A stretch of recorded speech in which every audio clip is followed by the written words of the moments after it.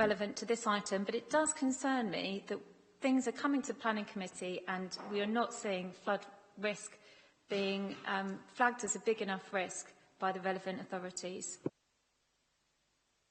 Councillor Bryce, some of us were on Planning Committee when these things went through. They were clearly covered in the planning applications. The issue is always, it's not that you shouldn't, some of us believe you should just not build in a floodplain, but that's not the solution. It is, can you do mitigation to enable it to happen? And what happened in Hart Street in particular was that mostly it's undercroft parking for cars, which is an accepted mitigation. Whatever we might personally think about it, that is the case. But that's the reality of it, I'm afraid. Councillor Harper, you wish to come back?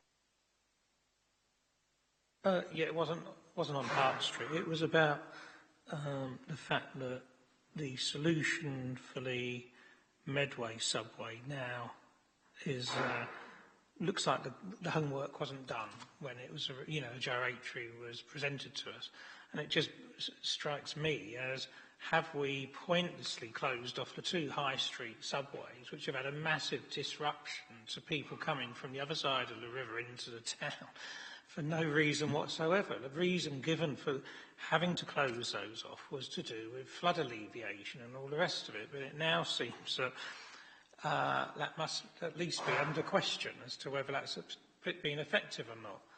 So potentially we've caused a lot of, which will be ongoing disruption for residents for the foreseeable future, but possibly for nothing.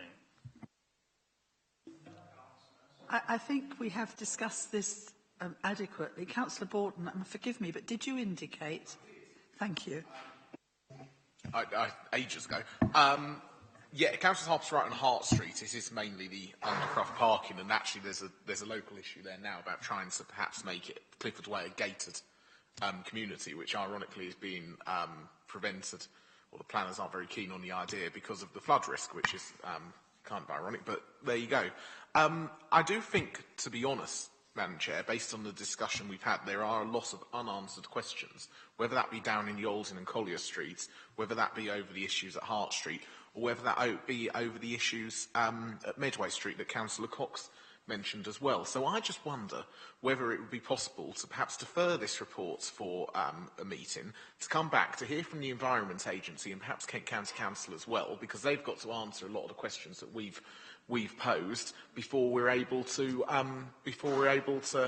make a final decision, because I don't feel personally we've actually achieved very much in terms of solutions, because we're dependent a lot on what other organisations such as the Environment Agency have to say.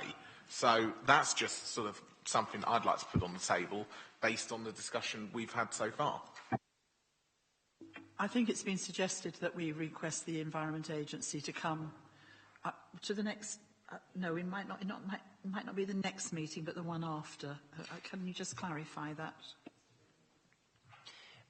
I would suggest that the time to invite the Environment Agency is when they have a proposal in relation to what they're calling phase 2 of the flood resilience scheme, because that's when they will be looking for us to support the scheme financially. That would be the best time to have a conversation with them.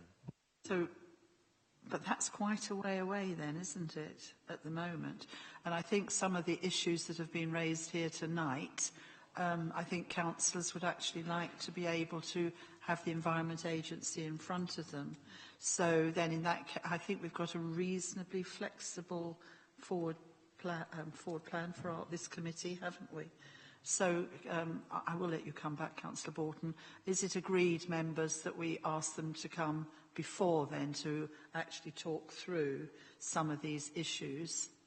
Councillor Borton, yes, what do you wish? Sorry, it's on this specific point, because are we playing a bit of chicken and egg here, which is we're waiting for them and they're waiting for us, as far as I can see. We want the scheme that they're going to propose, and they're waiting for our money before they come. So I don't, and we've spent a lot of waiting. We've been doing a lot of waiting on flooding. So I think we might have to be a bit stronger.